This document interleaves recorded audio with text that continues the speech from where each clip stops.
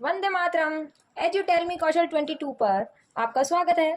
Maths से दोस्ती के 14वें वीडियो में आज हम विभाज्यता की जांच से संबंधित कुछ नियम देखेंगे। मैंने देखा है कि बच्चे कक्षा 11 और 12 में आ जाते हैं, कॉलेज एजुकेशन में भी आ जाते हैं, पर उन्हें कई बार सामान्य जोड़ बाकी गुणा भाग भी नहीं आता है। और ऐसी स्थिति में जब उन्हें कैलकुलेटर और दूसरे इलेक्ट्रॉनिक उपकरण अनुमति नहीं होती है काम में लेने की, तब उन्हें सामान्य गुणा भाग में काफ़ी समस्याएं आती हैं। इसलिए आज हम मैथ्स से दोस्ती के वीडियो में विभाज्यता के विषय में कुछ बात करेंगे, ताकि हम कुछ सामान्य अंकों से, संख्याओं से भाग देते समय समस्याओं का सामना ना करें। अनुमान के आधार पर हम अपने सही उत्तर के निकट तक पहुंच सकें। आइए शुरू करते हैं। सबसे पहले हम बात करते हैं संख्या 2 व 4 और 8 की। संख्या 2, 4 व 8 से विभाज्यता की बात करते समय हम इसके नियम की बात करते हैं।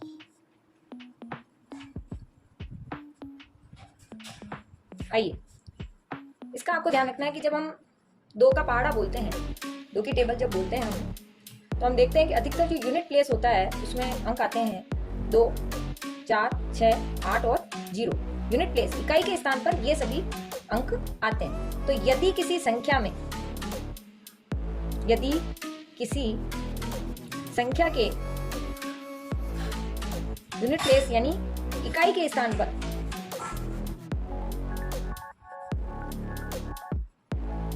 0, 2, 4, 6 अथवा 8 अंक होते हैं, तो हम कह सकते हैं कि वह संख्या 2 से विभाजित होगी। वह संख्या 2 से विभाजित होगी।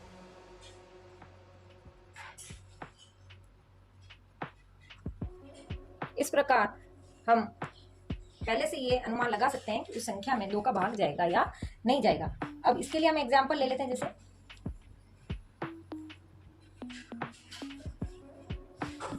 संख्या है 4356। इस संख्या के इकाई के स्थान पर 6 है, तो नियम के अनुसार यह संख्या 2 से विभाजित होगी।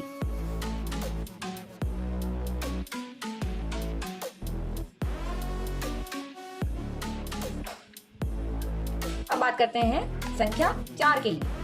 4 से विभाज्यता की जांच के लिए हमें अंतिम 2 अंकों को देखना है। किसी भी संख्या के अंतिम 2 अंक, क्योंकि हम देखो 4 1 4, 4 2 8 और 4 3 12, यानी कि यहाँ से अगर हम देखें तो यदि अंतिम 2 अंक जो हमारे 4 से विभाजित होते हैं, तो वह संख्या भी 4 से विभाजित होगी। देखो, छोटी संख्याओं में तो हमें समस्या रहती नहीं। दिक्कत कब आएगी? जब हमारी 2 से अधिक अंक हों, तब ज्यादा समस्या आएगी। तो अगर जैसे संख्या ये है,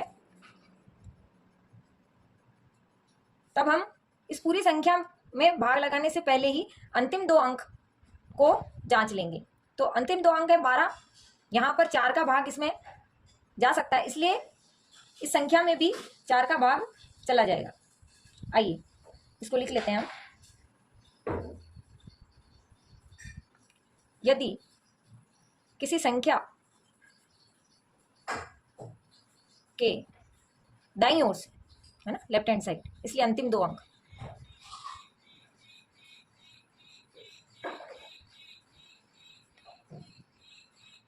इंपॉर्टेंट, इस चीज पे आपको ध्यान देना है।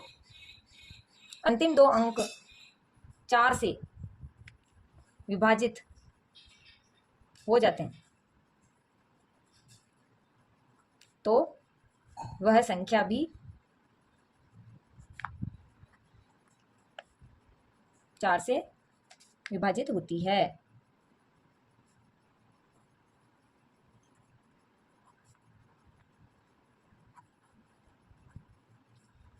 और इस रूल के तीसरे भाग में 8 से विभाज्यता की जांच करनी हम देखते हैं।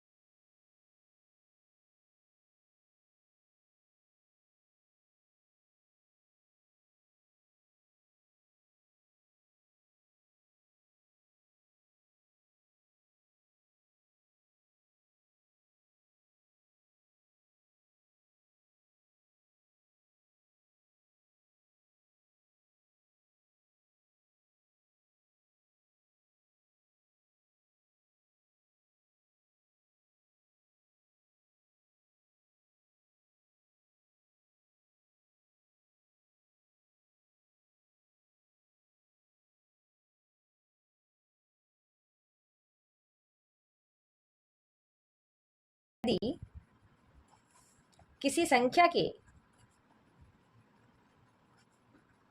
अंकों का योग 3 से या 9 से, अगर हम 3 के विभाज्यता की जांच कर रहे हैं तो 3 की बात करेंगे, और अगर 9 से विभाज्यता की जांच की बात कर रहे हैं तो 9 की बात करेंगे। यानी कि एक समय में हम एक ही नियम लिख रहे हैं, परंतु याद हमें दोनों ही हो जाएंगे। यदि किसी संख्या के अंकों का योग 3 या 9 से विभाजित होता है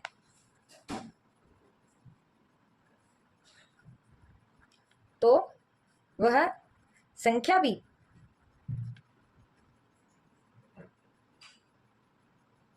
इसी प्रकार 3 अथवा 9 से विभाजित होगी।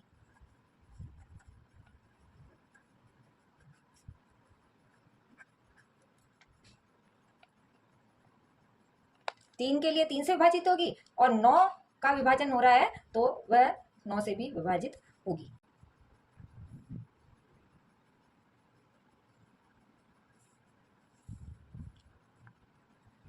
चार से विभाज्यता इसकी थी, क्योंकि 12 में जाता है, अंतिम 2 अंकों में जाता है, तो 4 से विभाज्यता होगी।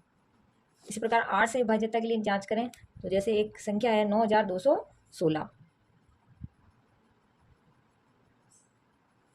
तो यहाँ आप देखेंगे अंतिम 3 अंकों को 216 में, 216 में जा सकता है 8 का भाग, इसलिए ये भी संख्या 8 से विभाजित होगी। अंतिम 3 अंकों में जा रहा है तो फिर पूरी संख्या में भी 8 का भाग चला जाएगा। अंकों का योग 2 + 6 + 5 = 13, 13 में 3 से भाग नहीं जाता, इसलिए यह संख्या भी 3 से विभाजित नहीं होगी। कौन सी संख्या? 265। 9 से विभाज्यता की जांच में हम देखते हैं कि इसके अंकों का योग 13 9 से विभाजित नहीं होता है, इसलिए संख्या 265 भी 9 से विभाजित नहीं होगी। अब दूसरे नंबर की जो संख्या है उसकी जांच करते हैं। 5 + 2 + 8 + 3 जोड़ने से आता है 18। इस संख्या में योग कर रहे हैं अंकों का तो 3 से विभाजित होती है, इसलिए संख्या पूरी संख्या 3 से विभाजित होगी। अगला देखो 9 से विभाज्यता की, तो 9 का भी भाग इस संख्या के अंकों के योग में जा रहा है, इसलिए संख्या भी 9 से विभाजित होगी।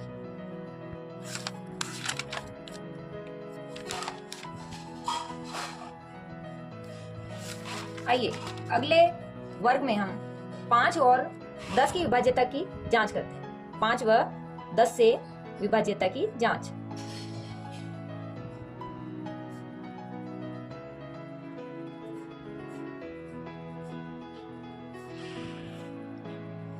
इसमें आप देखेंगे 5 से विभाज्यता के लिए यदि हम पारा देखें, 5 की जो टेबल है उसमें देखें तो इकाई के स्थान पर या तो 0 आता है या 5 आता है।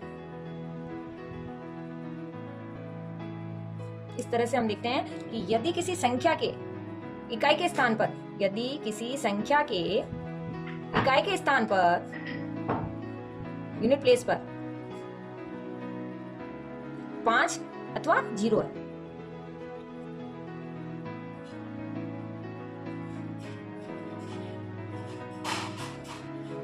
है तो वह संख्या 5 से विभाजित होगी।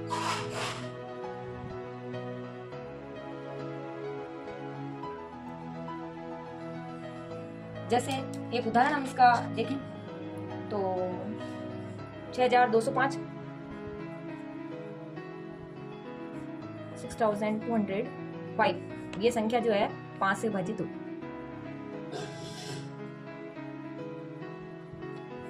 इसी में हम देखते हैं 10 से विभाजित,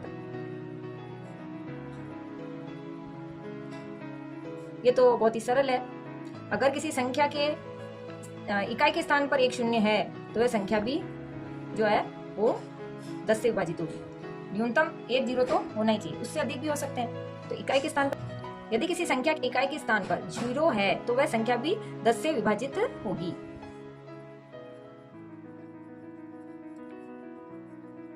जैसे 550, 7000, 10 ये सब संख्याएं क्या है? 10 से विभाजित।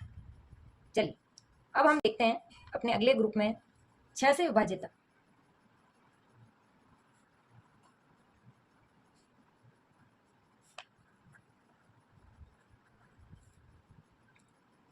6 से विभाज्यता के लिए हमें इसके गुणनखंड फैक्टर पर बात करनी है।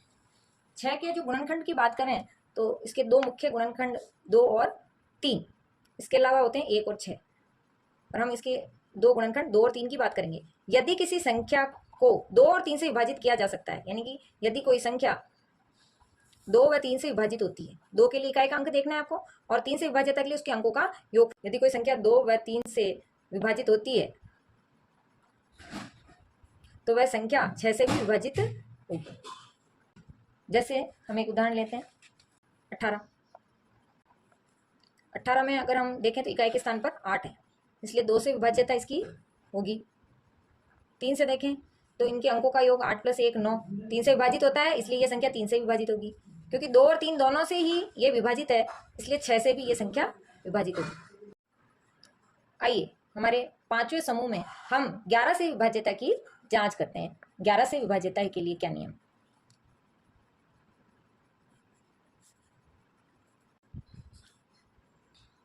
इकसठ 809। इस संख्या के लिए अगर हमें जांच करनी हो तो एक बार देखने से हमें पता नहीं लग सकता कि ये संख्या 11 से विभाजित होगी या नहीं होगी। तो इसके लिए हमें क्या करना है कि वह जो संख्या है उसके लिए यदि किसी संख्या के दाईं ओर से, राइट हैंड साइड से सम स्थानों, इवन प्लेस,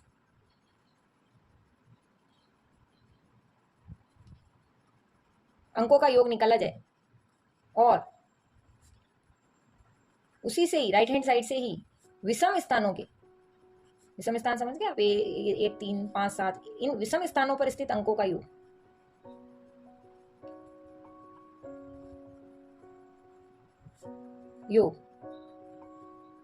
का अंतर, यानी कि इवन प्लेस डिजिट्स हैं उनको सम करना है और ऑड प्लेस डिजिट हैं उनको सम करना है और फिर दोनों का अंतर निकालना है। तो किसी संख्या के सम स्थानों के अंकों का योग और विषम स्थानों के अंकों के योग का अंतर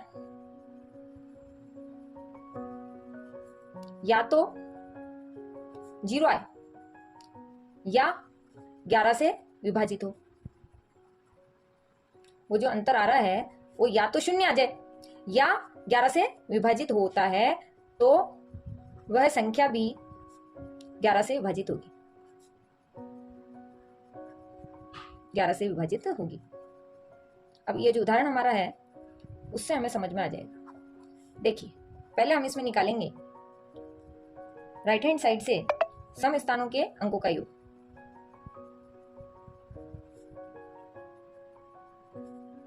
सम स्थान के अंकों का योग, फिर हम निकालेंगे राइट हैंड साइड से ही विषम स्थानों के अंकों का योग, विषम स्थानों के अंकों का योग। देखो सम स्थानों पे आएगा 2 4 6, तो इधर से चलना है, इस साइड से, राइट हैंड साइड से। तो 1 के बाद में ये 2 तो 0 आ जाएगा, फिर 3 और ये 4 पे आ जाएगा 1, बस। तो इसका योग कितना आ गया? 1। इधर देख लेते हैं, पहले स्थान पर है 9, फिर दूसरा स्थान छोड़ना है, तीसरा स्थान है 8, फिर चौथा स्थान छोड़ना है और 5वां स्थान हो गया 6। इसको जोड़ने से आता है ये 9 + 8 17 और 6 23। अब इसका डिफरेंस निकालते हैं, अंतर। जैसे इसमें से इसको भी और इसमें से इसको भी, तो 23 - 1 = 22, जो कि किससे विभाजित होगा? 11 से विभाजित होगा। 0 नहीं है पर ये 11 से विभाजित है, 11 से विभाजित है, इसलिए ये संख्या भी 11 से विभाजित। अतः यह संख्या 61,809 61,809 भी 11 से विभाजित होगी।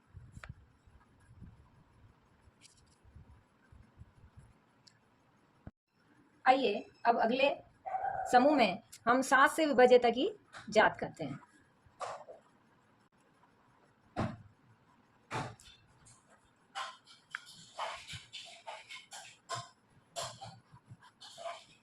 यदि किसी संख्या के इकाई का अंक का दुगना करने पर, यदि किसी संख्या के इकाई का दुगना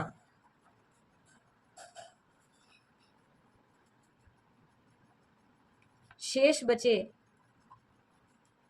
में से घटाने पर, शेष बचे अंकों में से घटाने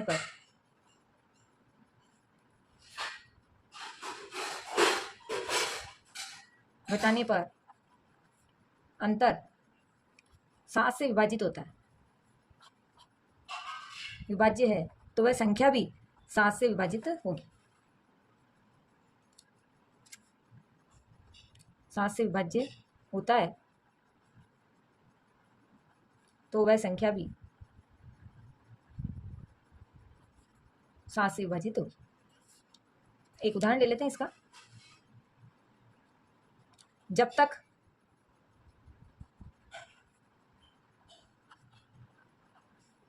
ये जो अंतर है ये कोई बड़ी संख्या प्राप्त हो जाए तो हम पता नहीं कर सकते 7 का भाग जा रहा है या नहीं जा रहा, तो ये प्रोसेस हमें तब तक दोहराना है जब तक ये अंतर जो है 7 से विभाजित तक लिए जांच नहीं देता। तो अंतर के लिए फिर जांच करेंगे।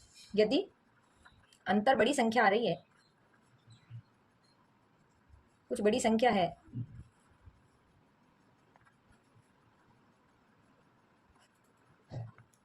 तो यह, आइए अगले समूह में हम देखते हैं 7 से विभाज्यता की जांच। इसी संख्या की इकाई के अंक का दोगुना शेष बचे अंकों में से घटाने पर जो अंतर आता है वह 7 से विभाज्य होता है, तो वह संख्या भी 7 से विभाजित होती है। परंतु यदि यह अंतर जो है कुछ बड़ी संख्या है तो यह जो प्रोसेस है हमें फिर से रिपीट करना है, दोहराना है।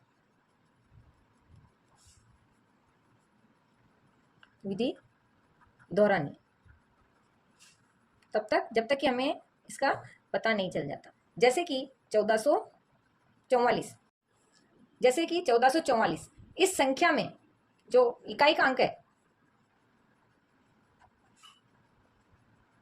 4, तब यहाँ पर जो अंतर है वो हम निकालते हैं। अंतर बराबर आएगा, इकाई का अंक 4 है और शेष अंक है यहाँ से ये वाले 144। तो हमें क्या करना है, इकाई के अंक का दुगना 4 2 जा 8, 4 गुणा 2 करेंगे तो 8 आएगा, उसको घटाना है शेष बचे अंकों में से। तो ये अंतर जो है वो देखिए, यहाँ पर 4 में से 8 को घटाना है तो ये कैरी लेंगे 14 और उसमें से ये गया तो 6 और यहाँ 13 है तो ये आएगा 136। तो जब हम इस अंतर को घटा रहे हैं 4 के दुगने 8 को तो 136 आया, इसलिए फिर हमें एक बार और अंतर निकालना पड़ेगा। इस अब संख्या 136 के लिए निकालना। अब इकाई का अंक 6 है तो यहाँ आएगा शेष बचे हुए अंक 13 और 6 का डबल करेंगे यानी कि 12। अब इसको घटाएंगे तो आता है 1 और यह जो अंतर आया 1 यह 7 से विभाजित नहीं है, इसलिए यह संख्या जो है 1444 भी 7 से विभाजित नहीं होगी।